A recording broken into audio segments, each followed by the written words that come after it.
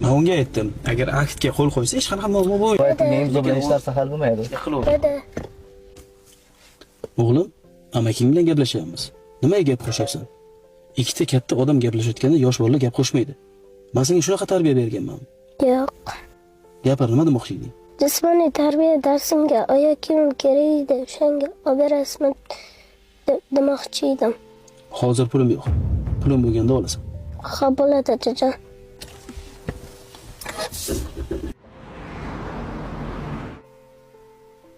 Alo, dadajon. Qilaybi o'g'lim? Biz sening bilan maktabdan chiqdik. Ishxonangizga o'tiraylikmi? Keling bo'lam. Xo'p. Rahmat amaki. Mayli bolam, yo'llardan ehtiyot bo'lib o'tinglar. Senga mazza-da. Farzandlaring maktabi ishxonangni oldida. Yo'q, o'rayam bo'lmaysan. Assalomu alaykum dadajon. Assalomu alaykum amachijon. Va alaykum assalom. Kelinglarchi?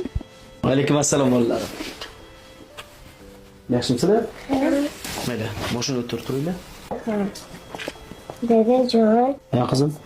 bir hafta oldin ko'ylak olib bering degandim. Shunga olib bera olasizmi? Hozir pulim yo'q. Kundan keyin olib beraman. Xo'p. Nima qarasan puling yo'q? Bu? Nimaga aytgan narsasini olib bermayapsan, zo'riqtiryapsan farzandlaring? Yo'q, endi haligi Men masalan bolalarimning o'zidan chiqqan narsasini olib beraman. Zo'riqmasin deyman, kam bo'lmasin deyman. xato qilasan. Sabab men o'zim zo'riqib o'sganman. Xohlagan paytim xohlagan narsani ola olmaganman. Farzandlarim ham bir narsaga zo'riqmasin deyman. Lekin tangani ikkinchi tomoni ham bor-da. Nima ekan? Sabr. Yosh bolaga sabr o'rgatmasdan qo'ysinchi. Agar u shu saboq bilan yashasa, kelajakda baxtli bo'ladi. Hozir og'zidan chiqqan hamma narsani olib bersam, qizimni ham kelajakda turmushga chiqishi bor. Erni esa og'zidan chiqqandan olib beradigan darajada sharoiti bo'lmasligi mumkin. Keyin nima bo'ladi?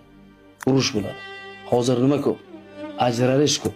Men esa qizimni, bolalarimni sabr qilishga o'rgatyapman. Agar hozirdan yo'qchilikka qanoat qilib yashashni o'rgatsam, ertaga erini tushunadigan soliha ayol bo'lib yetishadi. Ularni birinchi so'raganda ko'zlaridagi hirsini ko'rganingda edi. Nafs alangasi yonib turardi. Hozir esa unchalik emas. 1-2-3 kun o'tsin, o'ziga kelib qoladi. Keyin bemalol olib beraman. To'g'ri aytasan. Men bu yo'g'ini o'ylamagan ekanman. Men o'zimni zo'r ota deb o'ylagan ekanman. Sen kitobsan. Gaplashgan sari ko'p narsa o'rganaman sendan. Men ham bugundan boshlab shunaqa qilaman.